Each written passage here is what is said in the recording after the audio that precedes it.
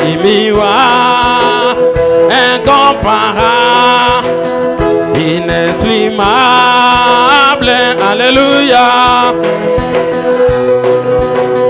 Oh oui, l'amour, l'amour. Oui, Jésus est béni.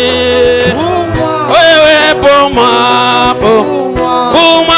moi, indigne sauvé. Par la grâce, pour moi. Alléluia, pour chantons l'amour, l'amour.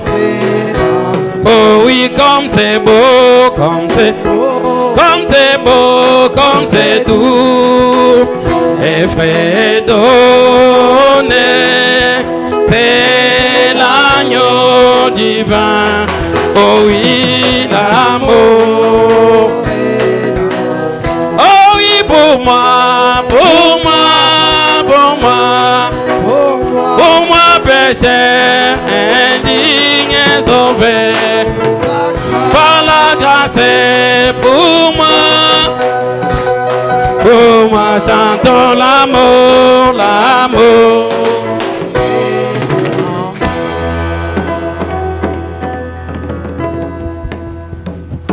Merci beaucoup. Que le Seigneur vous bénisse. Bwana mibariki. Est-ce que vous êtes bien encore ce soir? Merci, je vous salue au nom du Seigneur Jésus-Christ. Nous sommes encore ce soir dans la maison du Seigneur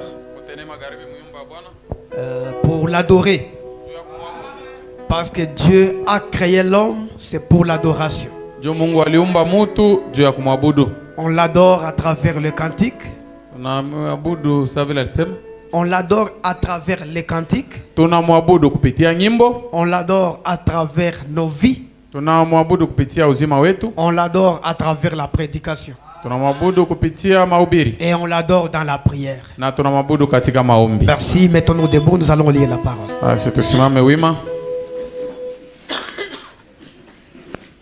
Genèse chapitre 1. Mwanzo sura ya kwanza. Verset 26. Mstari wa 26. Puis Dieu dit, kisha Mungu akasema, faisons l'homme à notre image, tufanye mtu kwa mfano wetu, selon notre ressemblance, ili afanane na sie, et qu'il domine sur le poisson de la mer, na atawale pa samaki ya bahari, sur les oiseaux du ciel, pa ndege ya anga, sur le bétail, pa manyama, et sur toute la terre, na pa dunia yote, et sur tous les reptiles qui rampent sur la terre. Na kwa wanyama bote benye kutambala pa bulongo. Dieu créa l'homme à son image. Mungu akaumba mtu kwa mfano wake. Il le créa à l'image de Dieu. Akamuumba kwa mfano wa Mungu. Il créa l'homme et la femme. Akaumba mume na mke. Que Dieu bénisse la lecture de sa parole. Bwana bariki usomi wa neno lake. Vous pouvez vous asseoir. Naweza kuikala. Oui, nous étions ici avant-hier. Tulikuwa hapa juzi. On a essayé un peu de parler de l'homme. Tulipima kusemea juu ya mtu. Alors, j'ai remarqué que je n'ai pas lu même une citation.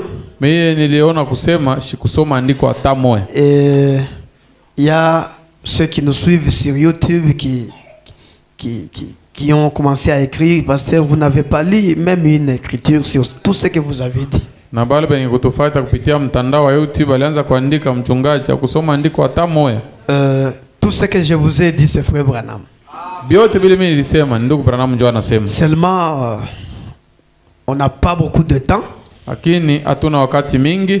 Pour ceux qui veulent avoir vraiment le détail de ce que nous disons. Kwa bale banapenda mafasirio ya hivi yote tunasema, vous pouvez entrer sur YouTube. Unaweza kuingia pa YouTube.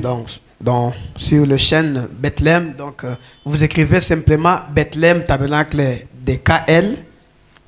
Par exemple ça. Unaandika tu vile banaandika pale. Bethlehem Tabernacle maskani de KLM de Kalemi. Na unaweka de KLM Kalemi. Là, c'est facile de retrouver tous nos enseignements avec beaucoup de détails.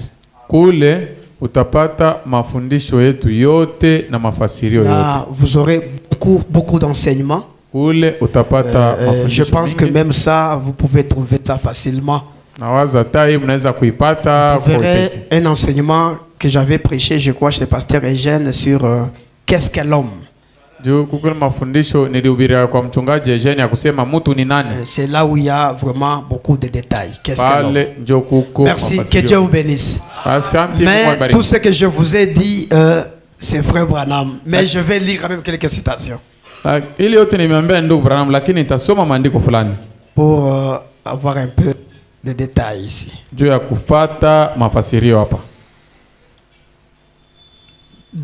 au commencement. Mungu kumwanzo. Jean 1:1 dit. Yohane sura ya kwanza mstari wa kwanza inasema.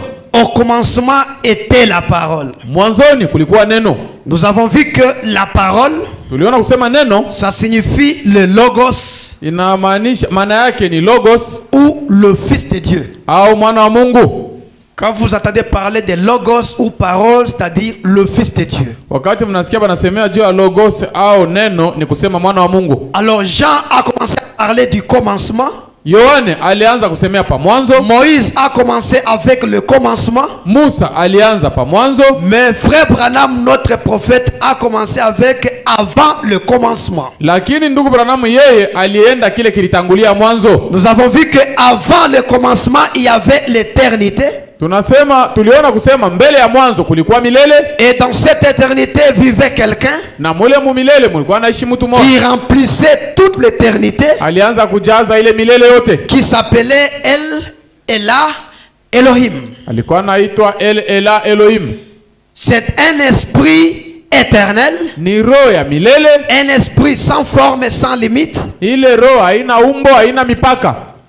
Et il était seul. Na alikuwa yeye mwenyewe. Alors, il eut de pensées en lui. Akapata mawazo ndani yake. Et il voulait commencer à manifester ses pensées. Na akapenda kuanza kuonekanisha mawazo yake. Et la première pensée, na wazo yake ya kwanza, il voulait être créateur. Alipenda kuwa muumbaji. Il voulait être créateur. Alipenda kuwa muumbaji. Je vais reprendre ça pour ceux qui ont besoin des Écritures. Nous avons vu qu'il y avait d'abord l'éternité. Vivait quelqu'un ici. Il s'appelait Elohim. Et il eut des pensées. La première pensée, il voulait être créateur. Il voulait être Dieu.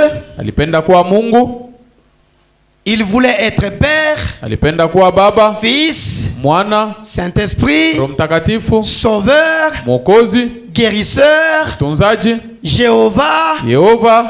Tout ça, c'était des pensées qui étaient en lui. C'est ainsi, pour le manifester, comme il n'avait pas de forme, il prit une forme. Une forme comme celle-ci. Cette forme géométrique qui est appelée une colonne. Alors lui, Elohim, l'esprit, entra à l'intérieur. La colonne de feu n'est pas Dieu. Non. La colonne de feu n'est pas Dieu. Parce que la colonne de feu, on peut la voir. Mais Dieu ne peut pas le voir. Dieu est un esprit. Mais la colonne de feu, tu peux la voir et la prendre une photo. La colonne de feu n'est pas Dieu. La colonne de feu, c'est un voile. C'est un corps dans lequel Dieu habite. Nguzo ya moto yo inakuwa tu pazia, inakuwa mwili ndani yake Mungu iko. Lui Elohim est à l'intérieur de la colonne de feu. Yeye Elohim iko ndani ya nguzo ya moto. Seulement il y a un mystère. Sasa kuko tu siri moya. Ce mystère là, ile siri, je peux faire ceci. Naweza kufanya hivi. Voilà. Donnez-moi, permettez-moi que je fasse quelque chose ici. Par exemple, est-ce que je peux avoir l'enveloppe au bureau? La colonne de feu, c'est un corps dans lequel Dieu habite. Mais la colonne de feu n'est pas Dieu. Alors Elohim entra dans cette forme d'une colonne. Pale Elohim sasa akaingia mwile umbo ya nguzo. Comme Elohim lui-même c'est un feu dévorant. Vile yeye mwenyewe anakuwa moto ya kuchoma. Quand il entra dans cette forme géométrique appelée colonne. Wakati anaingia mwile umbo banaita colonne. Alors ça a commencé à brûler comme un feu. Ile umbo ikaanza kuwaka sa moto. Et c'est pourquoi on appelle colonne de feu. Ndio maana banaita nguzo ya moto. Mais elle-même cette colonne n'est pas Dieu. Lakini nguzo pa yeye yenyewe haiko Mungu. Mais quand Dieu entre dans un corps, lakini wakati Mungu anaingia ndani ya mwili fulani, ce corps prend le nom de ce qui est à l'intérieur. Ile mwili inachukua jina ya kile kenye kuwa ndani yake. Je donne un exemple ici. Naleta mfano hapa. Ça c'est quoi? Hii ni nini? Oui. Basha. L'enveloppe, hein? Basha. Et ça, c'est la lettre. Ni barua. Me suivez très bien? Mnanifuata mzuri. Ça c'est la lettre. Hii ni barua. Ça c'est l'enveloppe. Hii ni basha. Je donne à mon frère. Napatia ndugu yangu. Qu'est-ce que je lui ai donné? Nampatia nini? Oui.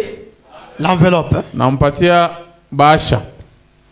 Qu'est-ce que je lui ai donné? Hapa nampa nini? La barua. Lettre.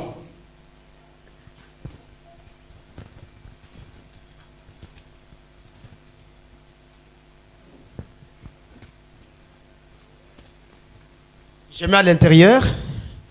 J'écris son nom ici. Je lui donne. Qu'est-ce que je lui ai donné? Oui. Barua. Pourquoi vous ne dites pas la lettre et l'enveloppe?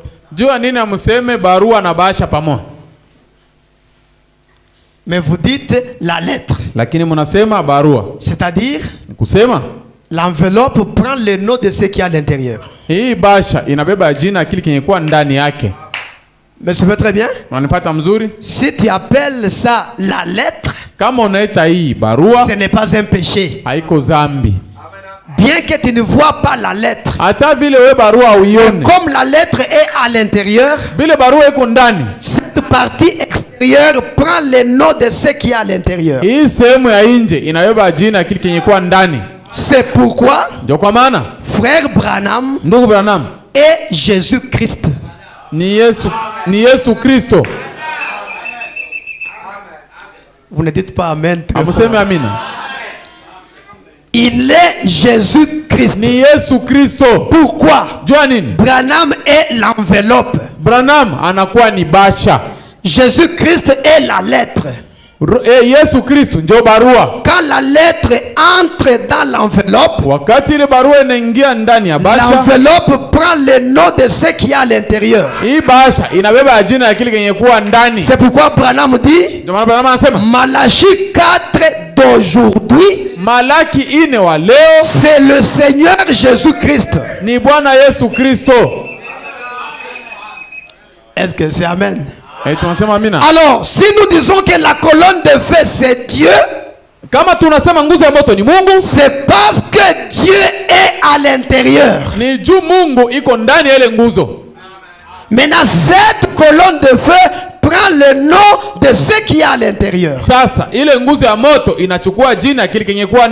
C'est pourquoi moi je m'appelle Jésus-Christ. Je suis Jésus-Christ.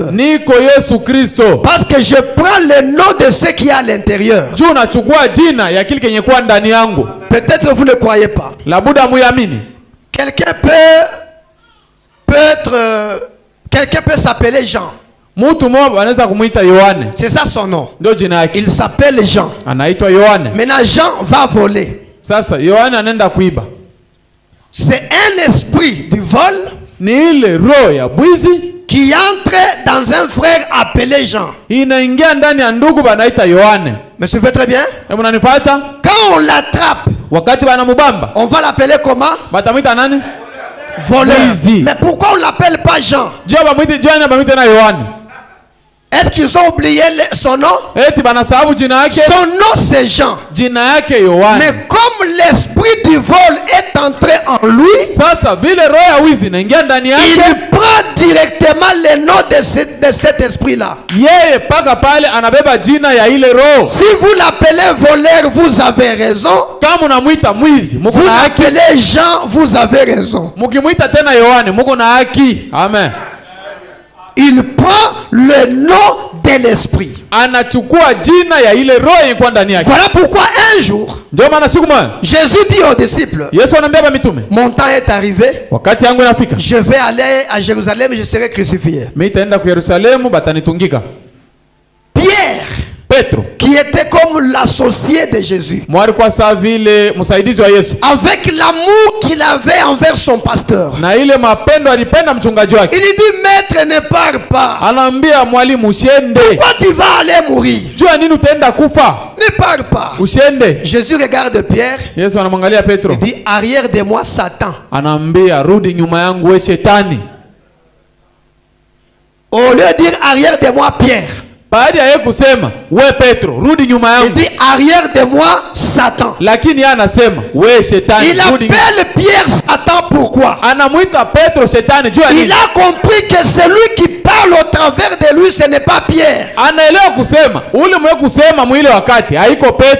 que le diable ne voulait pas que Jésus meure pour nous. Il savait que s'il mourait pour nous, nous serons sauvés. Alors il est entré au travers de Pierre avec une bonne pensée, comme si c'est un signe d'amour. Nous, on ne part pas mourir. Mais Jésus, connaissant bien l'esprit de Pierre, il a regardé à l'intérieur. Il a vu que ce n'est pas Pierre qui parle, c'est Satan. Donc Pierre, il a pris le nom de l'esprit qui était à l'intérieur. Vous êtes avec moi? Amen. Alors, quand il prit cette forme, appelée colonne de feu, cette colonne de feu, ça se transforme. À un certain moment, ça devient un homme.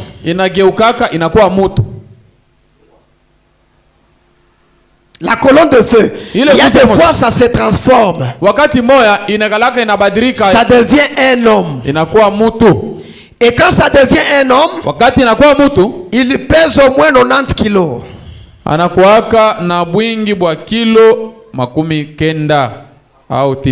Et il n'a pas de barbe.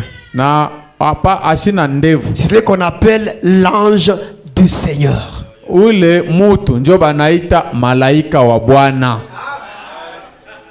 L'ange du Seigneur, c'est la colonne de feu transformée. Quand Branham l'avait vu pour la première fois, il était en train de prier dans une grotte. Parce que les gens lui disaient que tu as des démons. Oh, tu as dit que l'ange t'a dit que tu vas prier pour les malades. Toi, tu n'as pas étudié. Et quand il priait, il a vu de loin une lumière qui venait comme une lampe torche. C'était la nuit. Il a pensé qu'il y avait quelqu'un qui l'avait repéré là où il était et il venait avec une lampe. Et quand la lumière avançait, la lumière grandissait. Quand c'est arrivé tout près de lui, c'est devenu un homme. C'est la colonne de feu qui se transforme en un homme et il est appelé l'ange du Seigneur. Quand il se transforme en un homme, c'est ce corps-ci qu'on appelle théophanie.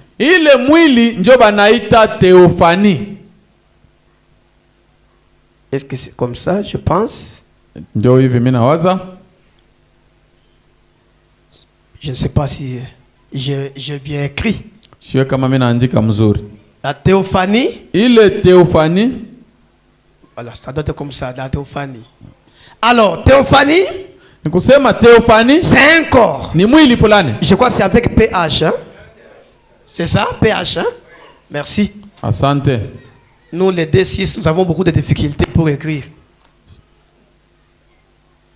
Oui, ça doit être comme ça. Avec PH. Quand la colonne de feu devient un homme, cette forme-ci, ce corps-ci, est appelée théophanie. La théophanie vient du mot grec. Théos. C'est-à-dire Dieu. Et Phania, c'est manifester. Donc la manifestation de Dieu. Dieu qui se manifeste. Mais je fais très bien. Ça c'est Dieu rendu manifeste. Alors quand il prit la forme de la colonne de feu, il commença maintenant à manifester ses pensées. La première pensée, c'était la pensée créatrice. Il créa. Nous avons vu avant-hier que les premières créatures c'était des anges. Moïse dit, premier jour Dieu créa la lumière. Mais frère Branham dit avant de créer la lumière, la première chose dans le ciel qu'il avait créé c'était des anges. Vous pouvez prendre ceci dans Christ et le mystère de Dieu révélé. Au paragraphe 104. Ainsi, mon opinion est que la première chose qu'il a créée c'était les anges. Est-ce que c'est amen jusque là?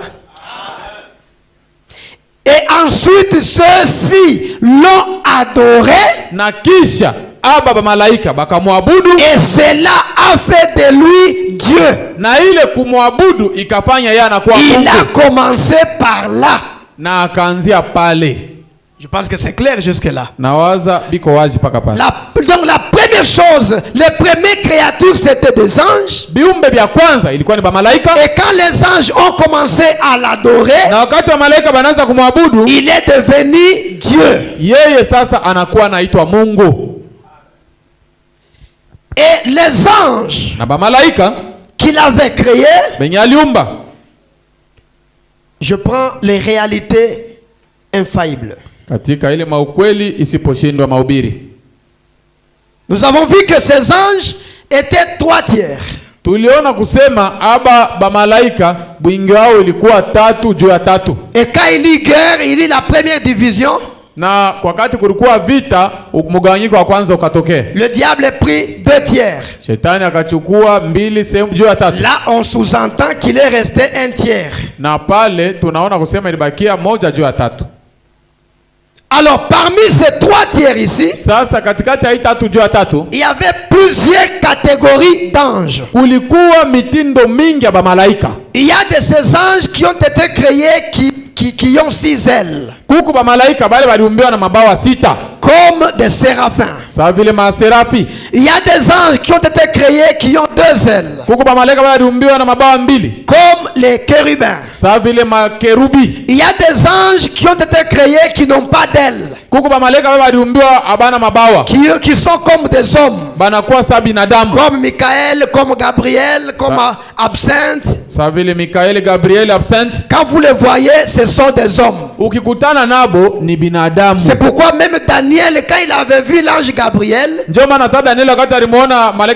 dit quand j'ai vu l'homme Gabriel. Anasema kati niliona mutu Gabriel. Daniel appelle Gabriel l'homme.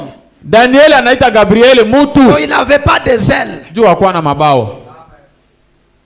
Et parmi ces anges, na katikati ya malaika, il y a ceux qui ont été préparés pour devenir des êtres humains. Kuko bale balitayarishiwa juu ya kugeuka binadamu. Il y a d'autres qui ont été préparés pour rester simplement des esprits. Na kuko bale balitayarishiwa bakie paka maro.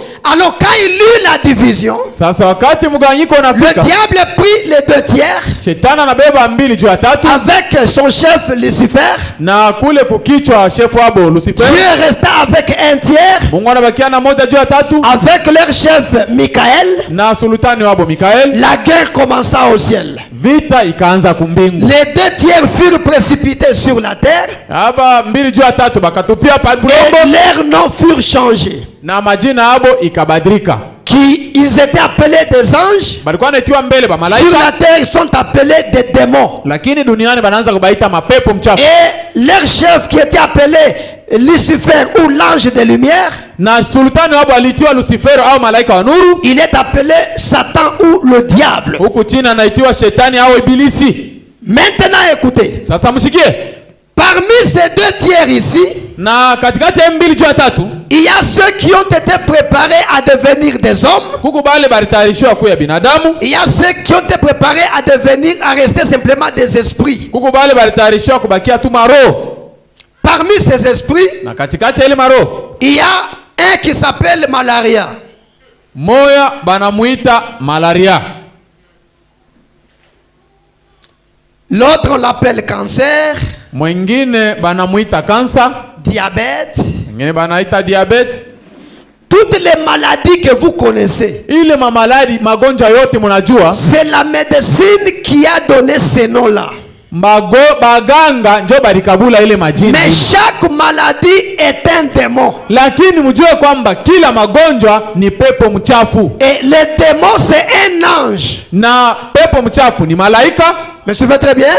C'est un ange déchu. Ni malaika mwenye kuanguka. Dieu l'a créé, il est resté un esprit. Mungu alimuumba na bakia roho. Et il peut entrer dans un corps humain. Na anaweza kuingia mwili wa mtu. Quand vous chassez les démons de l'épilepsie, wakati mnafukuzaka ile pepo ya kifafa, l'épilepsie est un esprit. Ile kifafa ni pepo. C'est un ange. Ni malaika. Qui fut créé mwenye aliumbiwa là-bas kule kumbingu. Même l'adultère, ata ile busharati, c'est un esprit. Ni pepo. L'ivrognerie, bulevi, c'est un esprit. Ni pepo. Le mensonge, bongo, c'est un esprit. Ni pepo. Ce sont des anges. Ni ba malaika. Et sont restés des esprits. Na baisha bakia mapepo au maro qui peuvent entrer et sortir. Banaweza kuingia mumili na kutoka. La saleté, buchafu. Quelqu'un qui ne veut pas se laver. Mutu ashipende kunawa mai. C'est un esprit. Ni pepo.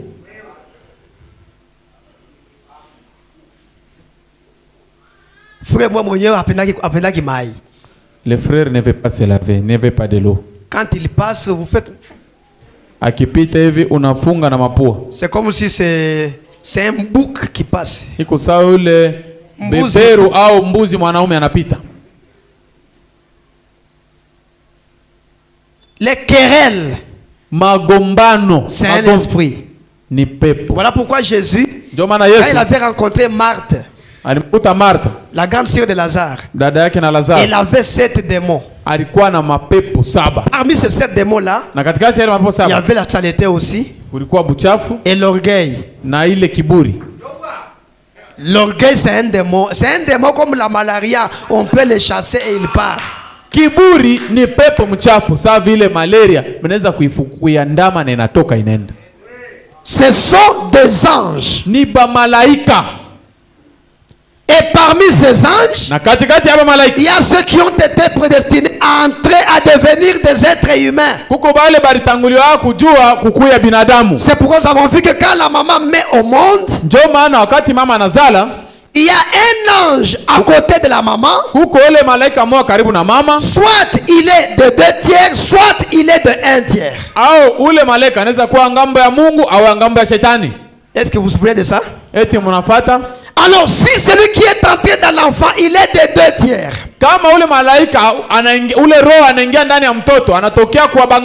C'est un rebelle. Celui-ci n'ira jamais au ciel. Jésus n'est pas venu mourir pour le 2/3. Non, quand ils avaient péché, Dieu créa l'enfer pour eux. Ces gens ne seront jamais sauvés. Jésus est venu mourir pour le 1/3.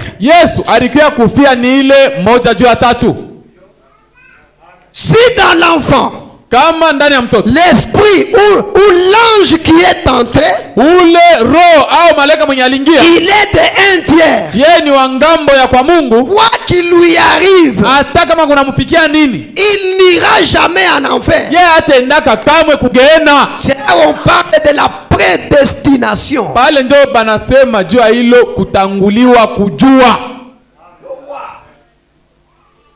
Chacun de nous ici est un ange. Avant d'être des êtres humains, nous étions d'abord des anges.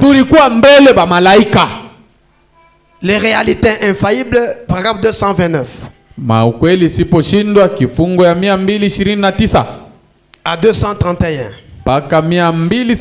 Permettez-moi d'ajouter une chose. Est-ce que vous le permettez?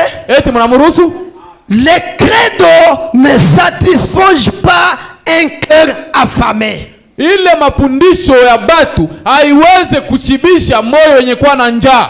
credos ne peuvent pas satisfaire. Si un homme a faim de Dieu et que vous lui parliez disant récitez les credos des apôtres, adhère à l'église, inscrivez votre nom dans ceci,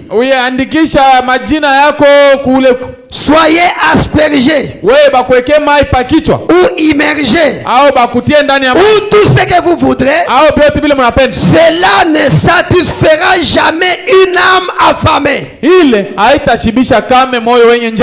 En effet, ils ont été prédestinés par Dieu à rechercher la vie. Est-ce que vous dites amen? Amen. Dieu vous a prédestiné pour rechercher la vie. Ils étaient une fois les anges.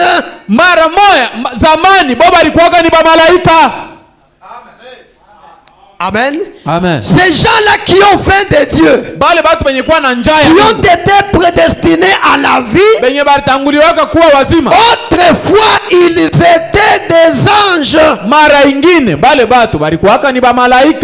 Est-ce que vous le croyez?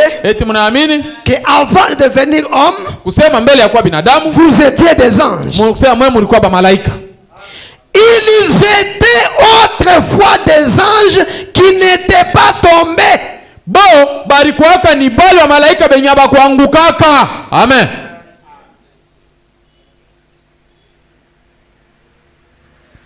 Les 2/3 des anges du ciel sont tombés.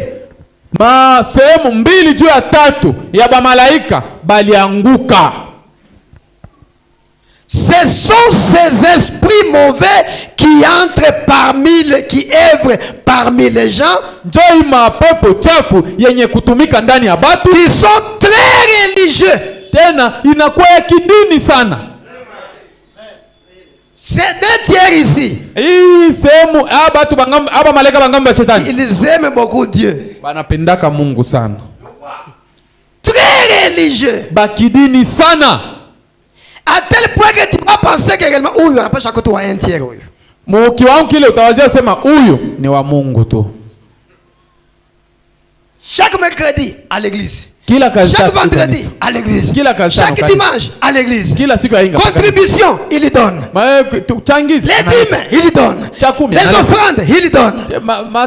Prêcher, il prêche. Chanter, il chante. Et quand il veut prier, vous sentez réellement qu'en tout cas, huyu na Mungu biko ba voisin. Na wakati anaomba, unasikia kusema huyu ni jirani yake na Mungu. Très religieux. Wakidini sana.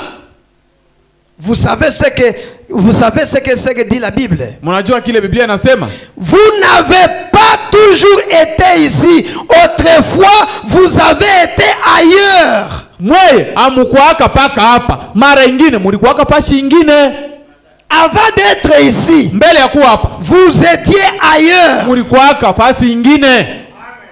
Rappelez-vous, le péché n'a pas commencé sur la terre. Zambi haikuanzia pa dunia hapana. Le péché a commencé au ciel. Zambi ilianzia kumbingu. Quand Lucifer a été pris, c'est fait.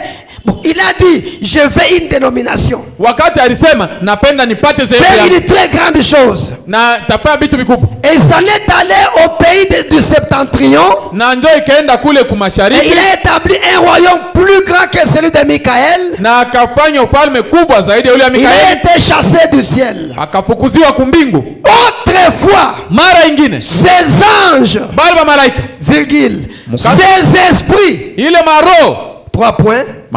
C'est pourquoi, si cette tente où nous nous sur la terre est détruite, nous en avons déjà une autre qui nous attend. Pour dire que ces esprits ici entre dans le corps. Et quand le corps meurt, il quitte encore, entre dans un autre corps. Je pense que c'est bien compris jusque-là. Je lis parce qu'on m'a demandé, parce que vous n'aviez pas lu. Alors je voudrais que les enfants de Dieu comprennent que ce ne sont pas des imaginations. Question et réponse sur la Genèse. Au paragraphe 62 à 63. Quand Dieu me créa moi William Branham, j'existais avant la fondation du monde.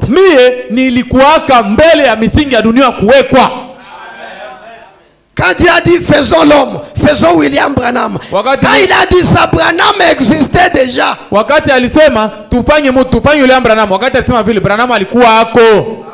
Il fit mon être, mon esprit. Je n'étais conscient de rien, autant que je sache, mais j'étais là. Amen. Je ne crois pas que vous saisissiez cela. Même Branham c'est comme si les gens ne comprennent pas. Quand tu as dit faisons l'homme, moi j'existais déjà. Est-ce que vous comprenez ça?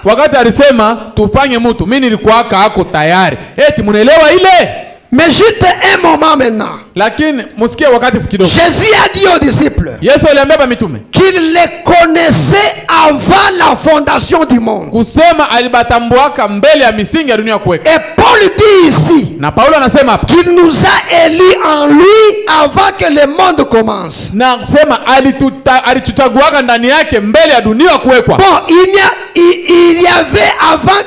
il y avait avant que le monde ne commençât une partie de moi. Mbele ya dunia kuwekwa kulikuwaka sehemu yangu moya Dorma Neville ya sehemu ya Orma Neville, et de vous autres, vous tous, na ya mwe bote ici présent, qui est en Jésus-Christ. Et voici mon analyse là-dessus. Je pense que les gens qui aujourd'hui sont possédés de l'esprit, une partie de ces êtres angéliques,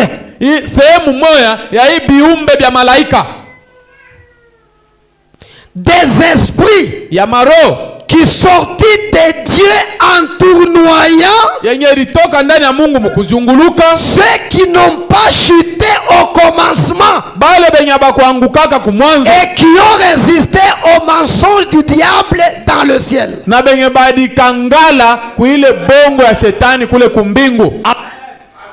C'était nous. Nous avons chuté en tournoyant. Nous avons résisté au mensonge du diable.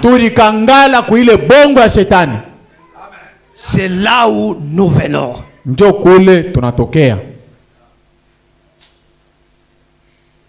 Je peux encore lire quelque chose ici. 63, la même prédication.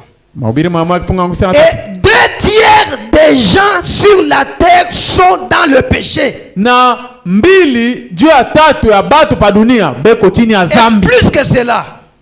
Et plus que cela. En effet, 2 tiers des anges furent chassés. Et ces esprits des démons entrent dans les gens et habitent dans leur corps. Voyez-vous ce que je veux dire? Ce sont des démons qui autrefois, ils ont autrefois existé. Et ils entrent dans les gens et ils leur donnent une nature. Ces anges-là, ils peuvent entrer en vous et vous donner une nature. Tu vas penser que frère, ça c'est ma nature, frère. Alors que c'est un ange qui est entré en toi et qui te donne cette nature.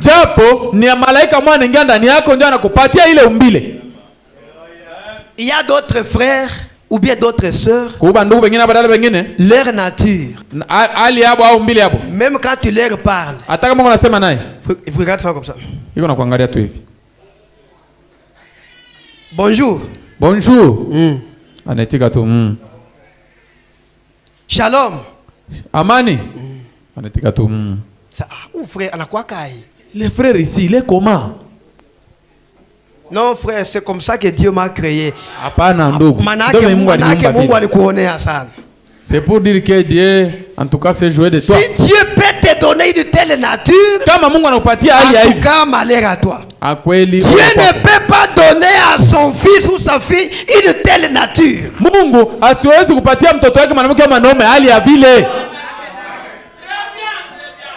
C'est un ange qui est entré en toi et qui t'a donné cette nature. C'est ce que Branham dit. Et il leur donne une nature. Jésus en chassa 7 des Marie de Magdala. Marie avait 7 démons. Mary Magdalena alikuwa na mapepo 7. Toi tu as combien? Wewe una ngapi? Tu peux d'abord passer si data moya. Ça va? Les autres d'abord frère Branham. Si tu n'en as pas. Je n'en ai aucun. Tusome mbele Branham tujue kama una. Il a chassé 7. Alifukuza 7. Premier démon. Pepo wa kwanza. L'orgueil. Kiburi. Sœur moi hivi wa kiburi. Une sœur orgueilleuse. Un frère très orgueilleux, c'est un démon. Ndugu wa kiburi sana. Deuxième démon. Pepo wa pili. Vantardise. Kujibeba. Kujitapa, vantard. Donc kama aliuza kanguo moi hivi kaju sana napenda batu wote waone kama yenjo alekibango nyoso. Ndugu ule wa kujivimbisha kama yeye anavala nguo nzuri anaona kusema yeye anapita batu yote. C'est comme Dieu l'a donné beaucoup de cheveux. Kama dada Mungu alimpatia nywele mingi. Même quand elle parle. Hata wakati kuna tikisa kichwa ni hivi. Dans l'église, il n'y a personne qui a des cheveux comme. Mukanisa hamuna mtu hata mmoja kuna nywele sami. C'est un démon. Ni pepo mchafu. Troisième démon. Pepo wa tatu. L'impureté. Buchafu. Troisième démon. Pepo wa tatu. L'obscénité. Ile kutongozwa. Obscène. Bitu bya bishipo bya heshima. Voilà. Et puis kisha vulgarité. Tena bitu bya chini bya ovyo ovyo. Donc kama unasikia ufrère unasema bia utoka binyasa wa mkinywa yake, uchafu tu. Vous écoutez un frère qui parle seulement de vulgarité. Des choses vulgaires. Bitu bya ovyo. Frère, wewe ndio unasema hivi. Donc c'est un démon qu'on peut chasser au nom de Jésus et le frère est délivré. Mtu anasikia ndugu, wewe unasema ni pepo mchafu anaweza kumfukuza mjina la Yesu na anatoka. Tu entends une sœur quand elle parle même à ses enfants, vous bouchez même les oreilles. Dada, kama unasema tena watoto wake, unapasha hata kufunga mashikio. Kichwa kama shangazi yake. Kuna chambula mtoto. La tête comme Satan. Mais elle ne peut pas dire que la tête comme ma mère, hein. Asita tambulaka tashi kuma ule mtoto amufananishe na mama yake, hapana. Shangazi. Iko natupa papa yako ngambo ya bwana yake. C'est un démon. Ni pepo mchafu. Et la rivalité. Tena na ile mashindanio. Voilà. Donc comme tel a porté ça, moi aussi je vais porter ça. Vile yeye alifanya hivi na mimi napaswa nifanye hivi. Comme il a acheté cette voiture, moi aussi je vais acheter ça. Vile aliuza gari hivi, mimi na mimi nitauza hivi. Bumbanda. Ile kushindaniana. Et puis na kisha les querelles. Magomvi. Dans chaque quartier là où il va vivre, il sera des problèmes. Yeye fasi yote ile anaishi, mamambo inakuya. Toutes ces choses, vous voyez? Est-ce que vous dites amen à ça? Ce sont des esprits. Ce sont des démons. Ce sont des anges créés par Dieu et qui sont restés comme ça, qui entrent dans des gens pour les tourmenter. À part ces esprits, il y a aussi des maladies, ce sont des anges. Ce sont des démons. Je pense que c'est bien compris jusque-là. Frère Branham dit,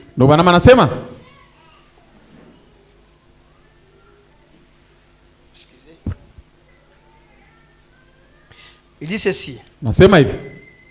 L'expectative. Kuchungilia. Prêché le 7 mai 53. Paragraphe 4. Je prends la partie B. Voyez? Nous sommes des humains. Et nous sommes aussi surnaturels. Voilà, donc tu es spirituel et tu es aussi charnel. À l'intérieur, tu es surnaturel. À l'extérieur, tu es humain. Chaque personne ici présente est un être surnaturel.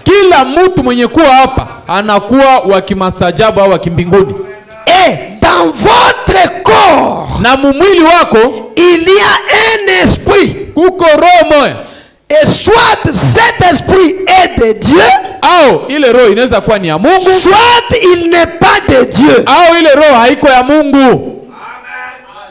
Est-ce que c'est amen jusque-là? Amen. Nous sommes ici. Deux camps. Ceux de Dieu et ceux de Satan. Mais malheureusement, ceux de Satan sont très religieux. Pour troubler, pour aveugler les autres. Tu peux te retrouver avec un mari qui est de Satan, des 2 tiers. Tu as un mari des 2 tiers.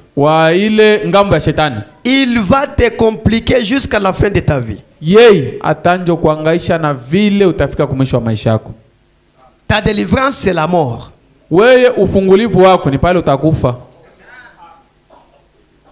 Tu as une femme de 2 tiers, tu vas souffrir. Mieux vaut. Tu es de 2 tiers et tu as trouvé un mari de 2 tiers. Là, vous serez en paix. Là, vraiment, c'est comme un millénium parce que vous allez vous entendre.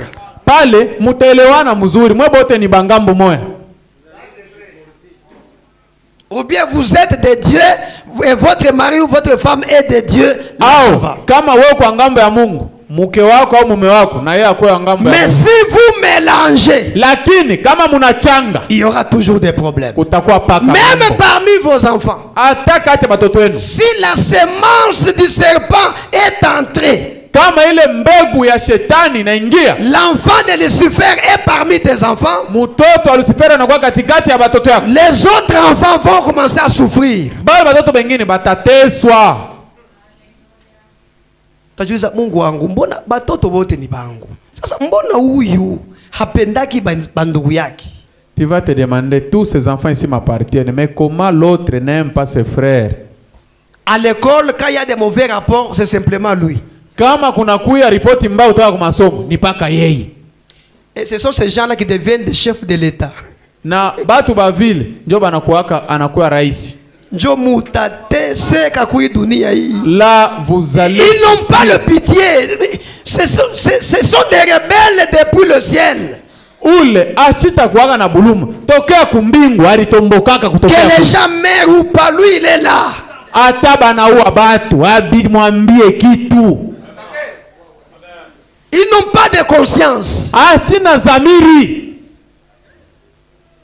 Que Dieu vous bénisse. Mungu amibariki. Voilà ce que nous sommes. Oneni kile tuko. Alors, sasa je prends question-réponse numéro 4. Nachukua swali na majibu namba 4. Paragraphe 57. Kifungo ya 57. Observez une mère.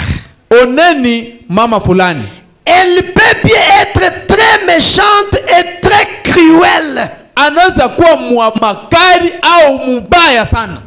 Mais juste avant que le bébé naisse, lakini mbele tu ya mtoto kuzalika, il y a une certaine gentillesse qui s'installe. Kuko ile hali moya ya upole inakuya karibu yake. On a dit ça le mercredi, non? Tulisema kile mkazi tatu. Avez-vous observé une mère lorsqu'elle va devenir mère? Eti mwisha kaona ule mama wakati anapenda kuwa mama en tant kuzala, il y a quelque chose de doux sur elle. Kuna kuwaka kitu kimoja kia upole kinakuya juu yake. Elle revêt toujours cette douceur. Na anakuwa na ile hali ya upole. C'est parce que ce petit ange, ni juu ule malaika kidogo, il peut être de ce côté-ci. Anaweza kuwa waingambo. Il peut être ici. Anaweza kuwa waingambo. Ce petit ange, ule malaika kidogo, ce petit esprit, ile roho kidogo, un petit messager pour ce tabernacle. Iko mjumbe kidogo pa ile maskani. Pour ce corps-là. Kwa ile mwili. Est prêt à venir au monde. Iko tayari kuya kudunia.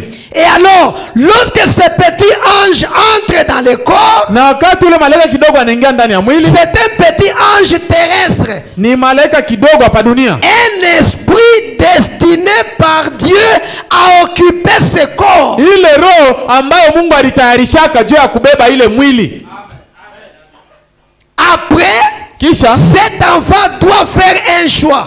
Ule mtoto atafanya chaguo yake. Quand il va grandir, atakomea. Il va faire un choix maintenant. Yeye mwenyewe atachagua. Il est déjà adulte. Ashakuwa mkubwa. Il prend sa décision. Atachukua mpango wake. Puis, lorsque cela est fait, na wakati ile chaguo inafanyika, alors vous voyez maintenant l'ange du Seigneur entrer là-dedans. Pale sasa mtaona malaika wa Bwana anaingia mule ndani. Donc le Saint-Esprit. Ni kusema Roho Mtakatifu.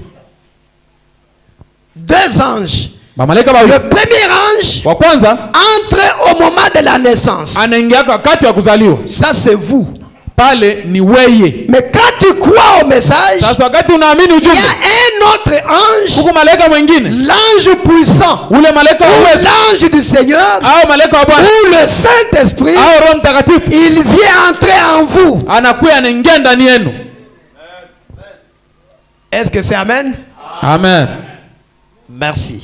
Mzuri. Je prends trois sortes de croyants. Na beba ile mahubiri mitindo tatu ya baaminifu. 113. 113 kifungo. C'est pour cette raison que quelquefois mara mingi une jolie femme est un appât de Satan. Ule mwanamke mrembo anakuaka chombo ya shetani.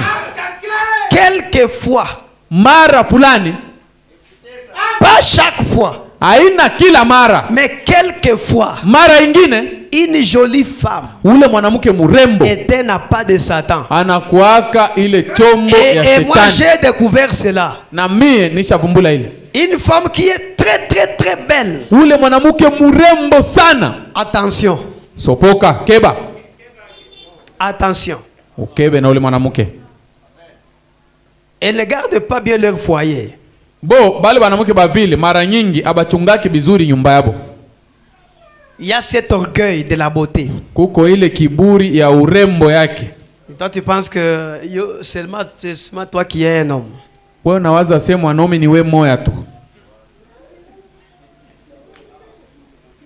Mais kama unaoa ser mwenyewe yana na beauté, uko sûr kama huyu ana nafasi kwenye ataenda. Quand tu épouses une sœur qui n'est pas belle, tu sais que celle-ci n'ira nulle part. Et elle sait que ikiharibika hii, mimi nakosa soko, je vais rester là. Na anajua kusema nikitoka hapa, kwenda endea tena ni wapi? Anabakia paka pale.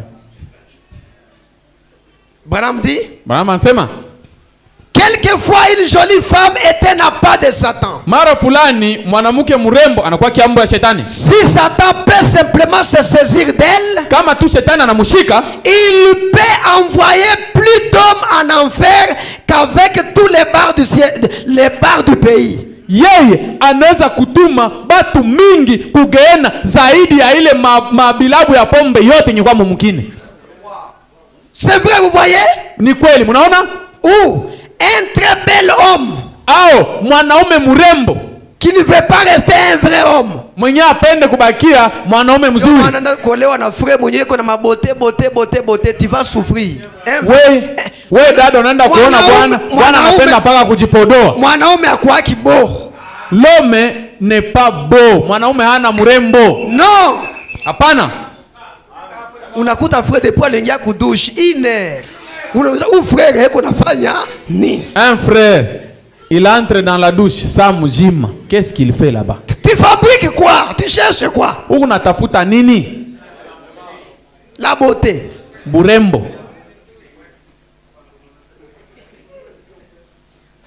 Dans la nature, kwa namuna ya kuumba bitu, les animaux, les oiseaux, ce sont des mâles qui sont beaux. Kwa maumbile utakuta bandege banyama. Bandege banaume na banyama banaume ndio banikalaka barembo kupita banamuke.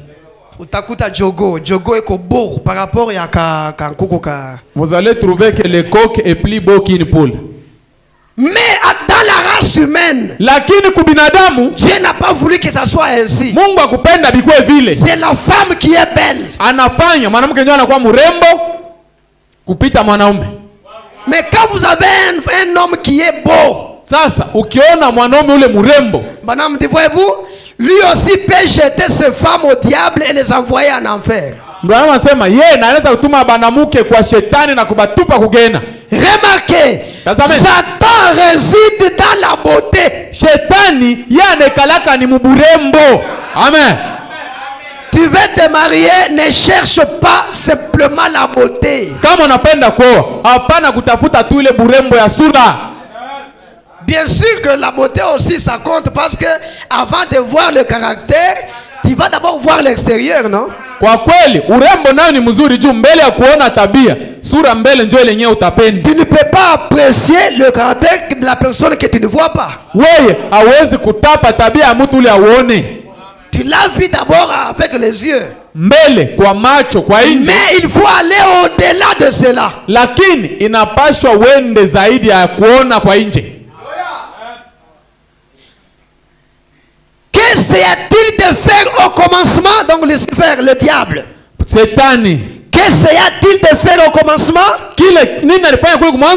Bâtir un royaume plus beau que celui de Michael. Yeye kile alifanyaka, alipendaka kuyenga ufalme mzuri zaidi kuile kwa ufalme. Il alla vers le nord. Akaenda kule ku et puis les 2/3 des anges avec lui. Na akabeba ile sehemu mbili ya tatu ya malaika pamoja na yeye. Vous voyez?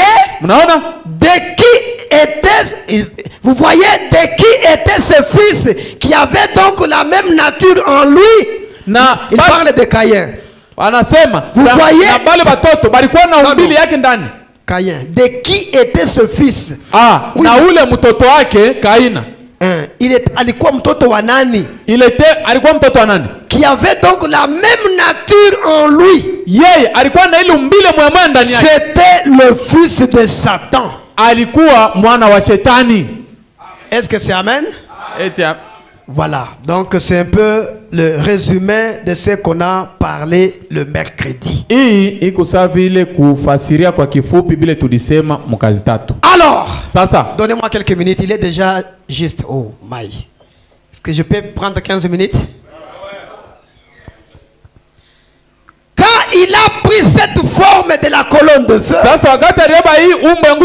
il a commencé à manifester ses attributs. Il voulait être créateur, il voulait être Dieu, il voulait être père, il voulait avoir des enfants, il voulait être sauveur, il voulait être guérisseur. Maintenant, pour être sauveur, il faut que quelque chose se perd. Pour être guérisseur, il faut qu'il y ait des malades.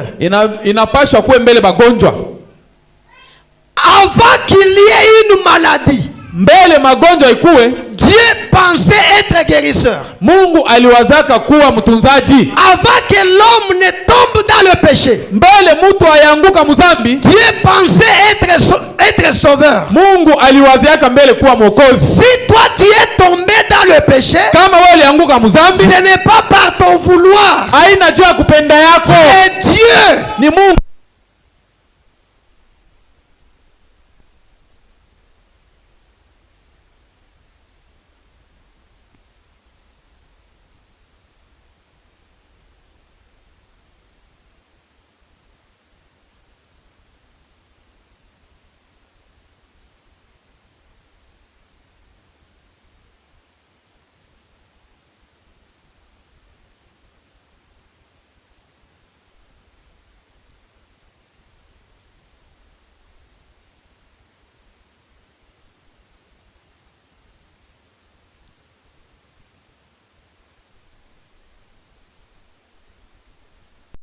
L'homme, c'est la pensée de Dieu. Amen. Amen. Nous sommes des innocents.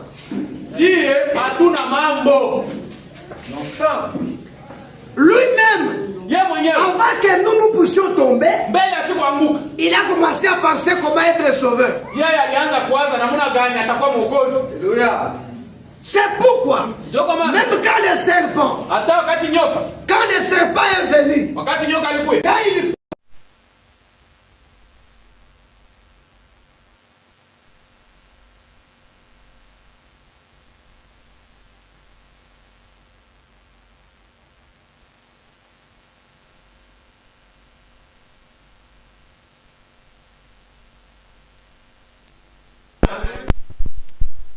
problème là de suivre les femmes d'autrui, ça n'a pas commencé aujourd'hui. Ni kusema mambo ya kufuata biba benyewe abikuanza leo.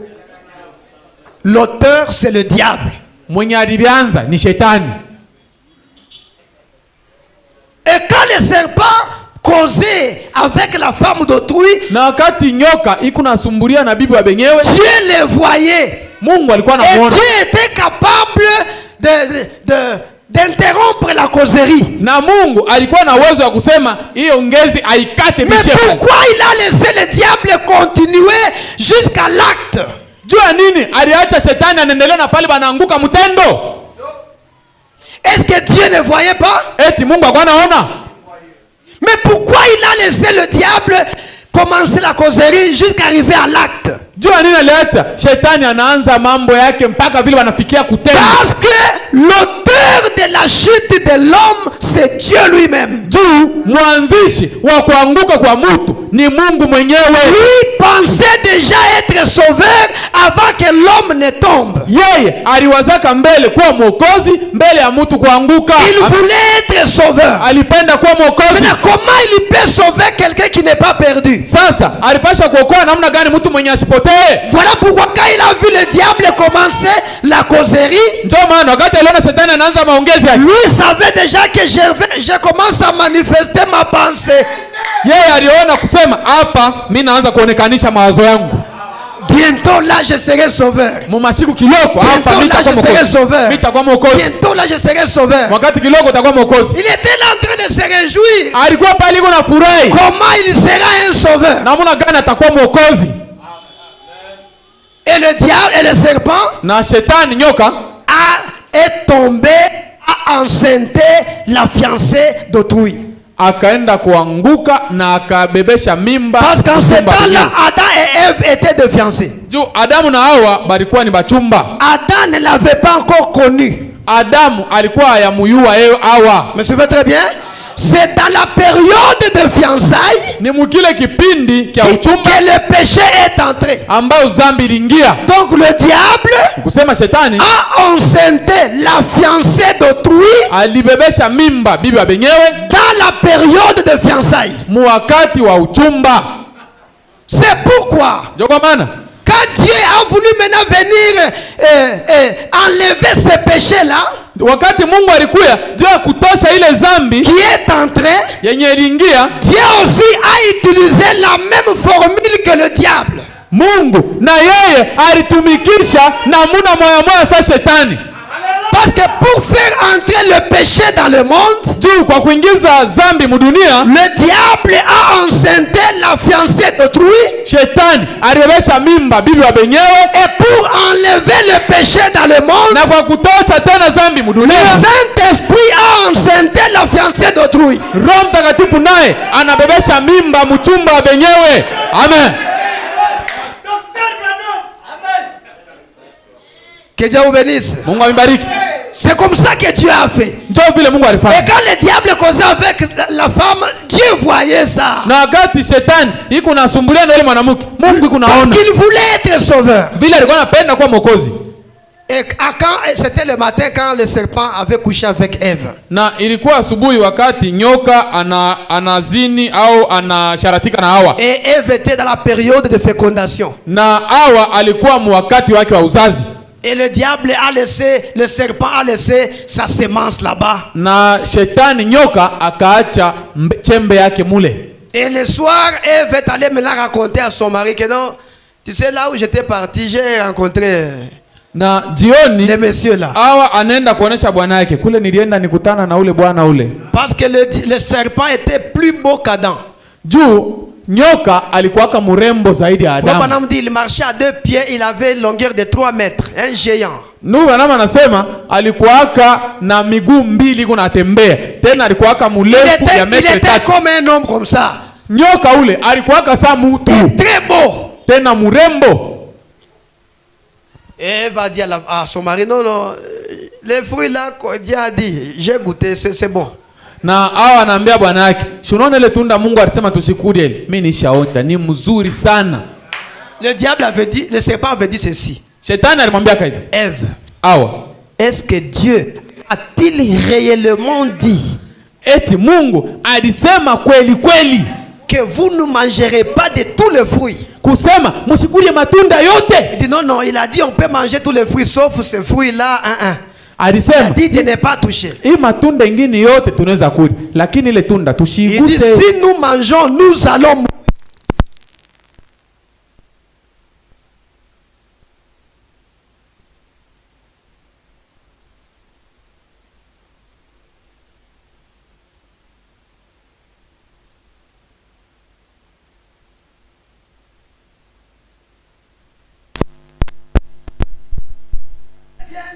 comme lui. Mutakuwa sana yeye. Alors que Ève et Adam étaient comme Dieu. Japo Adamu na Hawa balikuwa sawa Mungu. Parce que Dieu a dit faisons l'homme à notre image. image. Sababu Mungu alisemaka tumufanye mtu kwa mfano wetu. Ils étaient comme Dieu. Balikuwa sawa Mungu. Mais le diable commence à faire douter la femme. Lakini shetani anaanza kufanya mwanamke ashakie. Vous n'êtes pas comme lui. Mweya Mungu sawa yeye. C'est quand vous mangerez ce fruit. Na ni wakati mtakula ile tunda. C'est alors que vous serez comme lui. Na pale ndio mtakuwa sana yeye. En d'autres termes. Mwanamuna nyingine. Tu vois comment Dieu vous a créé. Unaona vile Mungu alimiumba?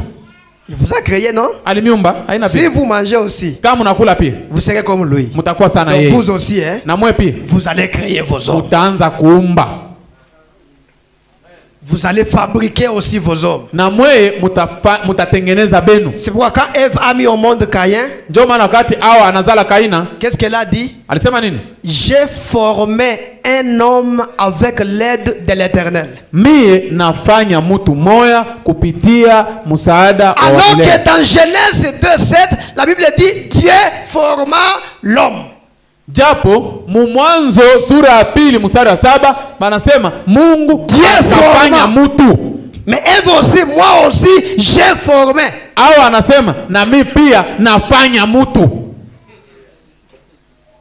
Et elle a convaincu Adam. Na akamweza bwana yake. Et Adam aussi a couché avec elle. Et a laissé la semence d'Abel. Adamu na yeye akaishi naye na parce qu'ils étaient des jumeaux, n'est-ce pas? Adam, Caïn et Abel étaient des jumeaux mais des pères différents. Kaini na Abel balikuwa bampundu lakini baba bakuachana. Maintenant, sasa Dieu descend. Mungu anashuka. Écoutez comment Dieu est compliqué, hein? Musikie vile Mungu anakuwa mambo. Il voyait tout ça. Aliona vile vyote. Mais il descend. Adam. Anashuka anaanza Adamu. Où es-tu? Uko wapi? Est-ce que Dieu ne le voyait pas? Eti bale Mungu anamuuliza sasa Adamu uko wapi? Yako anamuona.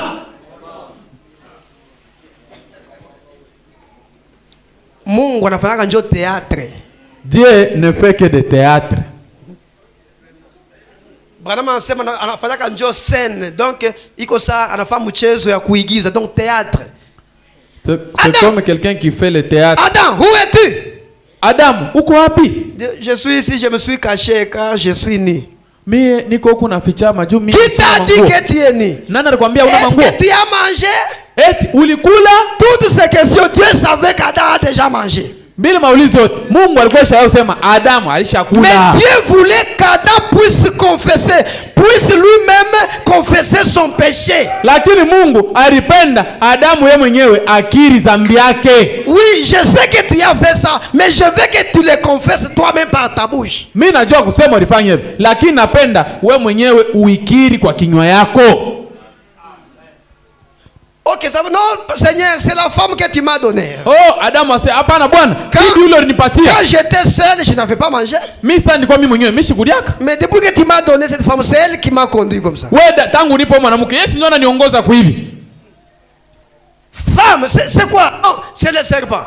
Mwanamke ni nini? Hapana, ni nyoka. Quand Dieu appelle le serpent, il n'y avait pas de causerie entre lui et Dieu. Dieu n'a pas demandé au serpent pourquoi tu as fait ça. Wakati Mungu anaita nyoka, akumuulizaka nyoka sasa ulifanya nini vile? Hakuna. Il y a d'autres personnes, Dieu ne se préoccupe pas de leurs péchés. Kwa watu wengine, Mungu ashangaikia yake dhambi yabo. Amen.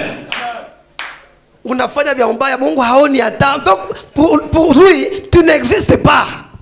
Hata unafaa kitu gani? Mungu anaona iko sawa wewe una hako. Ashikuangaikia hata. Il appelle serpent. Parce que tu as fait ça, il n'y a pas de demande d'explication, non. Parce que tu as fait ça, je retire les jambes, je retire les mains. Anaambia tu shetani, akukua kuuliza se juu ya nini?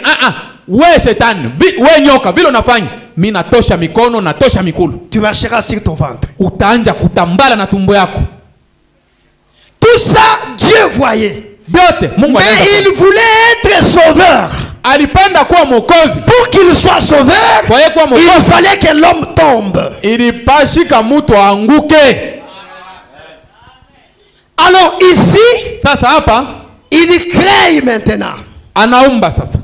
Donnez-moi 5 minutes. Unipatie dakika 5. Le 6e jour, siku ya sita, il fait l'homme. Anafanya mtu à son image. Kwa mfano wake. Il a créé le 6e jour. Alimuumba siku ya sita. Pas le 5e, hein? Haina siku ya tano hapana. Le 6e jour, siku ya sita, il crée l'homme à son image. Le 7e jour, il descend, il habite dans cet homme-là. Il se repose. Maintenant, cet homme qui fut créé le 6e jour, c'est celui qu'on appelle la théophanie ou l'âme. En d'autres termes, l'âme, l'esprit, l'ange qui était créé avant le jour a été manifesté le 6e jour. Ile roho au malaika aliumbiwaka mbele ya masiku kwanza, ilikuwa kuonekana wazi siku ya sita. C'était la manifestation. Ilikuwa ni kuonekana. C'est pourquoi Branham appelle l'âme, il l'appelle théophanie. Ndio maana ndugu Branham anaita nafsi théophania. C'est-à-dire la manifestation de Dieu. Ni kusema kuonekana kwa Mungu. C'est par là que je m'arrête pour aujourd'hui. Pale ndio mimi nasimamia kwa leo. Là maintenant on va voir le dimanche cette âme. Sasa siku yenga tutaona ile nafsi. Et maintenant l'âme qui pêche, c'est celle qui mourra. Na ile sasa nafsi yenye kufanya makosa ndio ile itakufa. Merci, que le Seigneur vous bénisse. Asante, Bwana mibariki.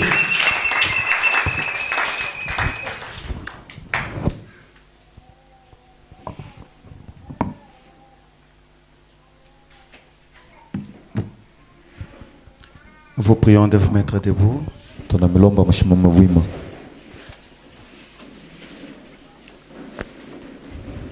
Sur base de ce qu'on vient d'entendre, on va nous entonner un chant et nous allons prier le Seigneur.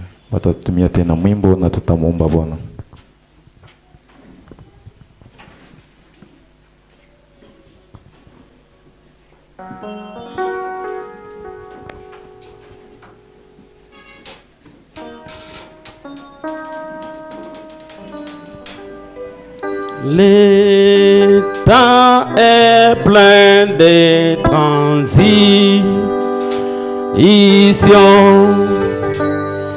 Rien sur terre n'est miroir. Oh oui, espérant des choses éternelles. Alléluia, tiens, l'immuable main de Dieu. Oui, tiens mon frère, tiens, l'immuable main de Dieu. Oui, tiens la force, immuable main de Dieu. Oui, alléluia, espérant des choses éternelles. Alléluia, tiens, l'immuable main de Dieu. Oui, mon frère, crois en Dieu qui t'abandonne.